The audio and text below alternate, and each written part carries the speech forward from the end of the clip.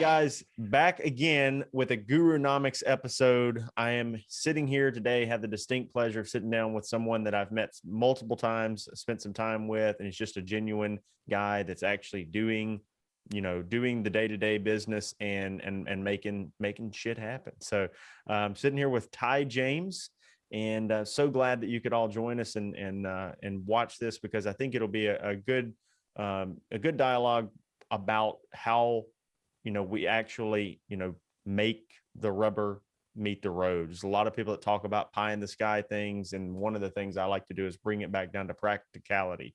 What's going to really make us more impactful in the lives of more Medicare beneficiaries and more agents, like making them actually make more money by helping more people. And Ty is doing a lot of that. He's in the trenches.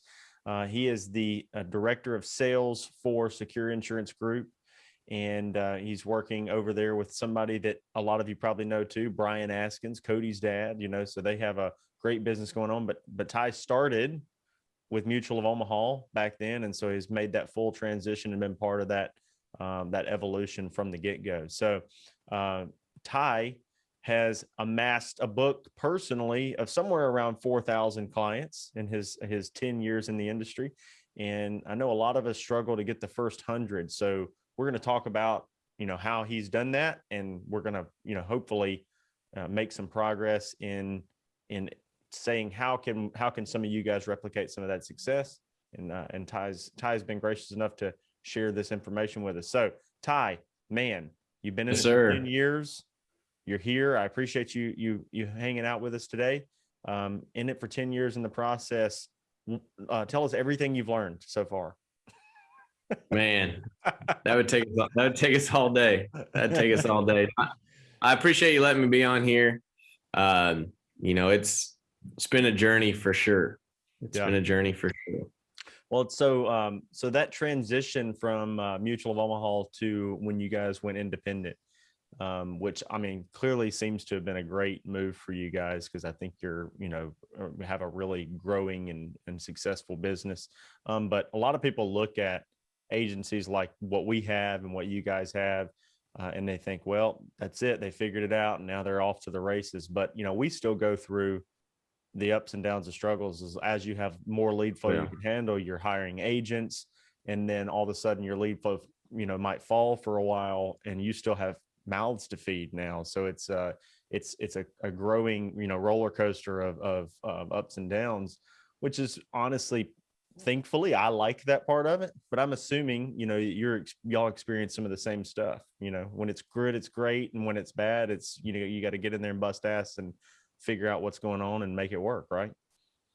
Oh yeah, absolutely. Sometimes you hire some employees to do this and then realize, oh, we don't want to go that route. And now you're spending more money than you need to be on that. Or like you said, have a bunch of leads. Oh, we need to do it, get more agents, get more employees. And then it's like, oh, well, oh crap, what happened now?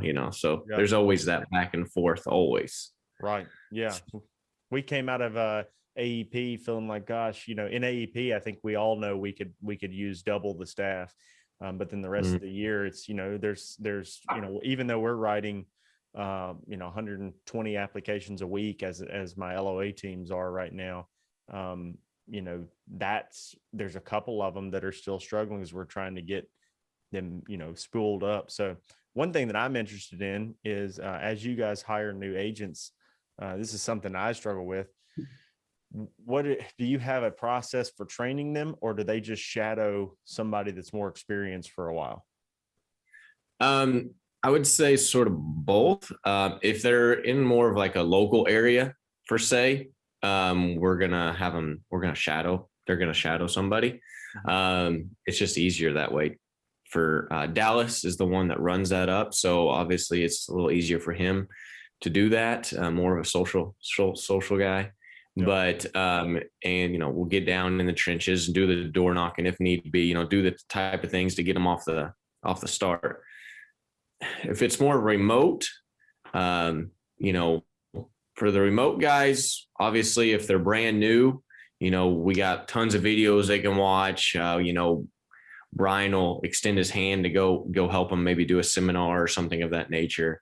Mm-hmm. But a lot of the agents that we do get would be a lot of seasoned agents, so there ain't a whole lot of training going on that we have to, it's maybe little products here and there, but there's always, I think that's a struggle for everybody. I don't think everybody has it set in stone what the perfect situation is.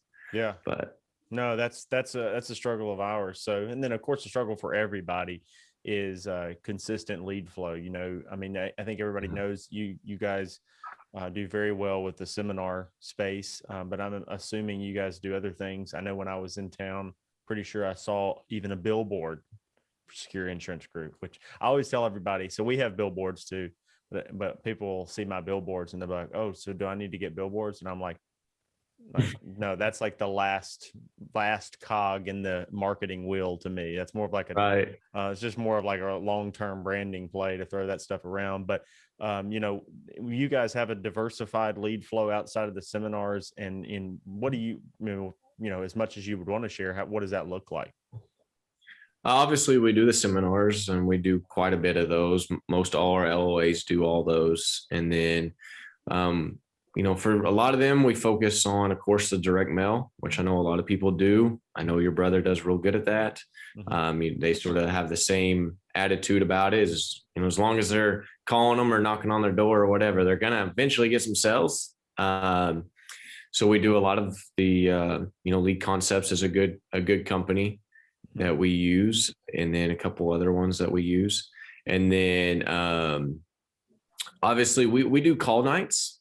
We still do call nights. Cody mentions it, how he used to do those back in the day. We had one last night for any agents that wanted to come. And so we'll still do those. And obviously those are great, easy leads that are free to you. We still do Facebook, obviously. Facebook's a hit and a miss, seems like anymore. And then we've actually got a lot of good responses off of Google here lately, especially the local market. I run the office up in Marshfield, which is just about 30 miles from here in Springfield. And, it's a big local market. So we've been doing a lot of community events to get leads. We've been doing, advertising on Google to get leads. So the billboards, everybody always, there's a couple people here that's like, like, hey, billboards, I'm gonna go stick one on, I'm gonna make all this money. No, that's not how that works. Yeah. I feel like there's things that you can do to make money, and then there's things you can do to brand yourself, just so they know when they think of it, maybe down the road they think of you.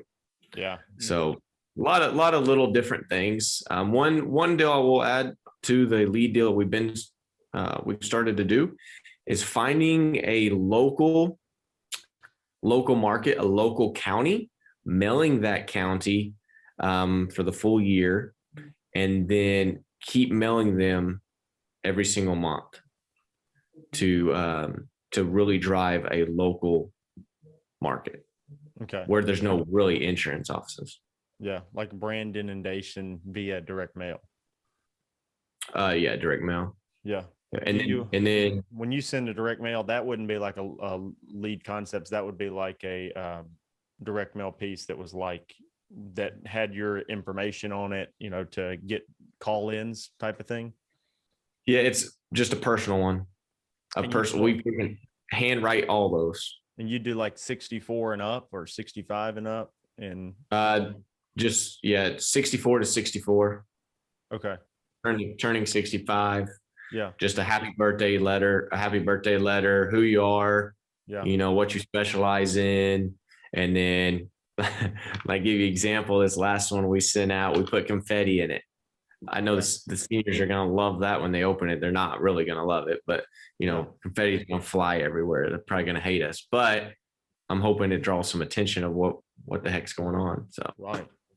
Well, that's but just interesting. We have a T65 direct mail campaign for the entire state right now that we do. yeah, And we're just kind of like hitting them at certain months, from far out, trying to track the effectiveness of it. We used to do a lot of that years ago, and then we kind of abandoned it because we were getting a lot of good response from social, and the social response kind of fell. So now we're kind of going back to direct mail, and I think it's always like a chase, and it's not like you go from something working 100% to 0%, but you go from it working 60% to 20%. And so then you go back and say, well, maybe I supplement back with something else. Direct mail just has a lot more staying power. It doesn't really seem to change as quickly as the internet is just, and I believe in the internet, and we invest a lot of money, and we do a lot of business with Landon and Cody over on the marketing side too. And I believe in it. But something about like branded media, like TV, radio, billboards, direct mail, even when it's like that branded style direct mail, you can't replace that inundation in their head with a lead flow. So even when I do Facebook, I always try to do it in a way that's like, even if they're not creating themselves in a lead right then and sending it to me, that maybe they're still remembering who we are. So I never want my ad to be like generic on the internet, because I want it to be like, Justin Brock, and then associated with Medicare the entire time. So, give you an example. My wife just did an advertisement. Of course, she does realty, and did an advertisement. They're going to send out some mailers, and the mailer literally says, "This market is bananas," and has bananas all over the marketing thing. Yeah, it's just the stupid stuff out of the ordinary that we got to think of. One deal that we haven't mentioned is on the lead sources. Obviously, you do a really good job at it, and we try to do a good job at it. Is we get a lot of leads from, of course, like referrals. Mm-hmm. So obviously, my biggest deal that I work on is like client retention, client relations, trying to figure out, hey, how are we going to take care of these clients? What are we going to do for them each quarter, this or that? And I think by doing a lot of that stuff as well, that plugs into how we do get more leads from, referrals, and how having a billboard or sending the mail out resonates as they've heard it from somebody else. Yeah. Well, happy clients are going to tell, people, they're going to sing your praises, and we definitely get a ton of referrals at this point. Oh yeah. It's a huge part of our business. That's why I tell people that, the insurance industry is a snowball. You're like, the idea that you're going to make a ton of money with low fall off right away is kind of goofy. Like, you see some people that do that very well, but I don't think they talk about their chargebacks. They're like the people that that go to the casino and tell you how much they won, but they don't tell you how much they spent to win that. Yeah. And so we see that, but in the long run, when you're getting referrals and you're getting branded, people that are coming to you that are seeking you out, when you can develop that, and you can do that really even just by complete grassroots marketing, talking to people and building your name recognition through interaction. When you start getting those people, the fall off is almost non-existent, because they're real buyers that really wanted something. In the beginning, you're kind of having to like almost, you have to get them in and get them to trust you and all that. And some of those are going to become lifelong clients, but there's going to be a percentage of those that are going to, switch to the next person that stopped by and knocks on their door, or have buyer's remorse when they go and their brother-in-law sells insurance and they're going to change to him. I think that plays into the seminars compared to the direct mail. Yeah. We do the seminars, you guys do the seminars.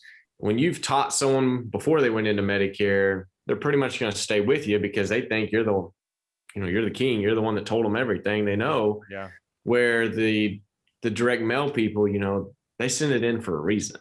Yeah. They're always looking for the next handout. But like, for like your brother, or LOAs, that is a huge resource to get a ton of clients in. But like you said, some's going to fall off. Yeah. But it's those ones that you keep for a lifetime that made up for everything. So, and it's just further building the recognition of your name by having those interactions. You have to have something. Like, initially, everybody should be buying a significant amount of lead flow, be it, whatever that lead flow is. I happen to agreed with you that the direct mail is one of the lowest threshold to entry. You get those legitimate direct mail pieces, and then you can call them and you can knock, on their door if they don't answer the phone. And it just creates that activity early on that it's hard to create somewhere else. I mean, you could do that cold calling too. But it's, or, if I was going to do it cold calling, I would hire like Filipino telemarketers or something and have them call through the data for me. And then I can spend my time talking to the screened people first. $3 an hour. Yeah, exactly. So, but man, that's so that evolution of going from leads to branded is something we deal with, because we have agents will come in like, wow, I want to do what you're doing. I was like, okay, well, you got to do this really, really hard, crappy lifestyle for a couple of years before you really start to see some of this other side. But over here it's really, really good, and you have to do this to get there. For new agents, and what I've been telling all these guys, I made a massive mistake when I first started. So when I first started, I would write business. And I came from a family that did construction and milked cows and things like that. So, money was always sort of tighter. So I came where I just wanted to hold my money all the time. Like, I'm going to stick it away. I ain't doing it. To be honest with you, I didn't buy my first lead until about 3.5 years ago. Oh, wow. I never bought leads. I went door to door. I cold called. I did a lot of orphan policies with Mutual, whatever I could possibly do. I wasn't used to spending my money. I made the mistake because, as you know, like Cody, how he made all his money his first year and it kept making. Why? Because any money he spent, he put towards making more money. And I never understood the concept. Yeah. And so as like a newer agent, if I had any advice, I would say spend as much money as you can. Of course, you got to live, but spend as much, because I could even be, farther than where I am now today if I would have just spent money. Because obviously I know I'm still young, but I had more time, 3 kids now. Every night we got ball or something. So, before I'd stay at the office 8:30 and had no problem with it. Right. So that was a big mistake I had made that I wish I could go back and change. Yeah. I find that money in my savings account really doesn't do a whole lot for me anymore. Past, an emergency fund for the what ifs, but there's a certain point where, when you're single, you don't really even need a whole lot of emergency fund, especially, no kids, none of that. So I agree. Most people don't invest in themselves. And then some of the things that we end up saying to people all the time just seem like you're beating a dead horse with, like, get out there and have the activity made and reinvest in yourself, and reinvest in your business and your lead flow. And people don't, people are like, yeah, I know, but we have to keep saying it, because apparently people don't know, because most people aren't really doing it. They're thinking, yeah, I know I'm supposed to do that, but I don't want to do that. Can you tell me another secret that is easier than reinvesting in myself and working hard? And that's just the way it is. Well, dude, I really appreciate you hanging out with me today. I know we'll do some follow-up, but I hope everybody can, get a little bit of an insight into who, Ty James is, even though your name tag says Brian Askins on here. I know. I noticed that when I logged in, it said that. But I think it's cool to see, some of the guys that are out there, in the trenches, working with agents and working with clients directly, doing it, and just knowing that, you're starting out, knocking doors, making stuff happen.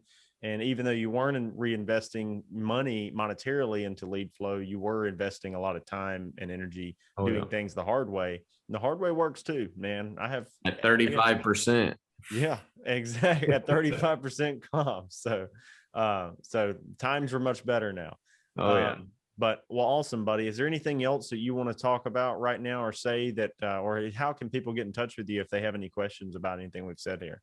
Yeah, I again appreciate you letting me come on and be a part of what you guys got going on there. I enjoy watching the little short films you guys put on in the mornings. Those are always fun.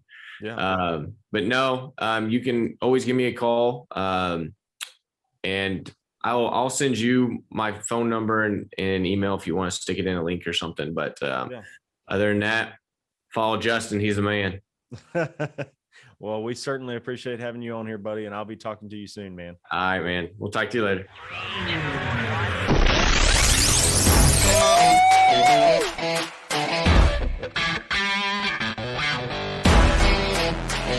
Yeah.